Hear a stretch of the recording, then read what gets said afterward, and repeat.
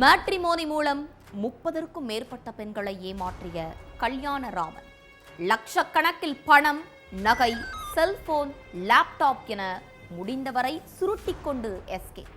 திருமணத்திற்கு அழுத்தம் கொடுத்தால் தனிமையில் இருந்த வீடியோக்களை சமூக வலைத்தளங்களில் வெளியிடுவேன் என மிரட்டல். கல்யாணராமனின் குட்டு வெளிவந்தது எப்படி? போலீசில் சிக்கினாரா? பின்னணி என்ன?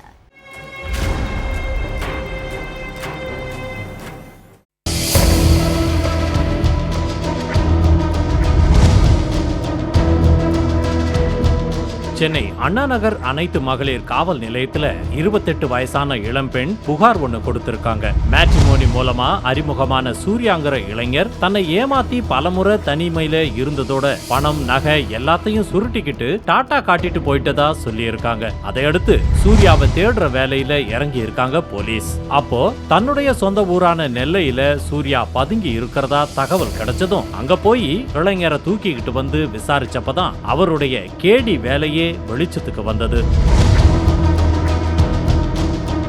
சூளைமேடு பகுதியைச் சேர்ந்த இளம்பெண் திருமணத்துக்கு வரன் பார்க்கறதுக்காக மேட்ரிமோனில தன்னுடைய சுய விவரம் எல்லாத்தையும் பதிவு பண்ணியிருக்காங்க. அதை பார்த்த சூர்யாங்கிற இளைஞர் இளம்பெண்ணுக்கு போன் பண்ணி, உங்களை எனக்கு ரொம்ப பிடிச்சிருக்கு, நாம கல்யாணம் பண்ணிக்கலாம்னு சொல்லியிருக்காரு. இதையடுத்து ரெண்டு பேரும் அடிக்கடி நேர்ல மீட் பண்றது, தனிமையில இருக்கிறதுன்னு உறவை வளர்த்து இருக்காங்க. அப்போ கல்யாணத்துக்கு பிறகு நாம சொந்த வீட்டுல தான் இருக்கணும், வாடகை வீட்டுல இருக்கவே கூடாதுன்னு சொன்ன சூர்யா தன்கிட்ட கொஞ்சம் பணம் இருக்குது, மீதி பணம் கிடைச்சா வீட்டை வாங்கிடலான்னு கொக்கி போட்டிருக்கான்.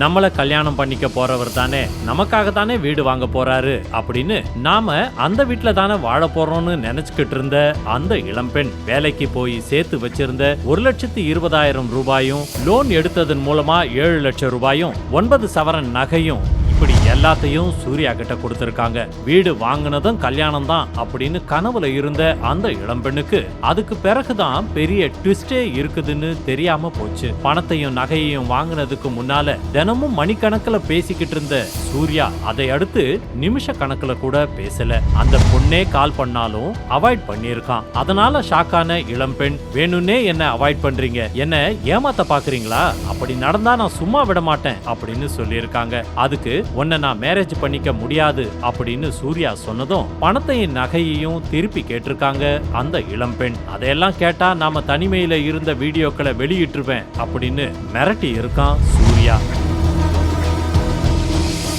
அதனால இன்னும் அதிர்ச்சியான அந்த இளம்பெண் போலீஸ்ல புகார் கொடுத்திருக்காங்க. அதுக்கு பிறகு செல்போன் நம்பரை ட்ரேஸ் பண்ணி நெல்லை VM சத்திரத்துல சூர்யாவை சுத்தி வளைச்சி கைது பண்ணாங்க போலீஸ். சென்னைக்கு வர்ற வழியில சிறுநீர் கழிக்கிறதுக்காக இறங்கின சூர்யா தப்பி ஓட முயற்சி பண்ணியிருக்கான். அப்போ காவலர்கள் விரட்டுனதால கீழே விழுந்த சூர்யாவுக்கு கால்ல முறிவு ஏற்பட்டதுனால ஹாஸ்பிட்டல்ல சிகிச்சை அளிக்கப்பட்டிருக்கு. அதுக்கு பிறகு நடந்த விசாரணையில சூளைமேடு இளம்பெண்ணை மட்டும் சூர்யா மேட்ரிமோனி மூலம் ஏமாத்தல, 30க்கும் மேற்பட்ட பெண்களை அதே பாணியில கல்யாணம் பண்ணிக்கிறதா பேசி நகையும் பணத்தையும் வாங்கிக்கிட்டு சீட்டிங் பண்ணி இருக்கிறதும் தெரிய வந்திருக்கு. அதுல 11 பெண்கள் ஏற்கனவே போலீஸ்ல புகார் கொடுத்து சிறைக்கு போயிட்டு வந்த சூர்யா அதுக்கு பிறகுதான் சூளைமேடு பெண்ணை தன்னுடைய வலையில வீழ்த்தி திருட்டு வேலையை காட்டியிருக்கான். ஓய்வு பெற்ற மத்திய புலனாய்வு அமைப்பின் அதிகாரியோட மகன் தான் சூர்யான்னு ரோஷன்ங்கிற பெயர்ல பல பெண்களை ஏமாத்தினதாகவும் சொல்லப்படுது. ஒரு வழக்கறிஞர் பொண்ணு கூட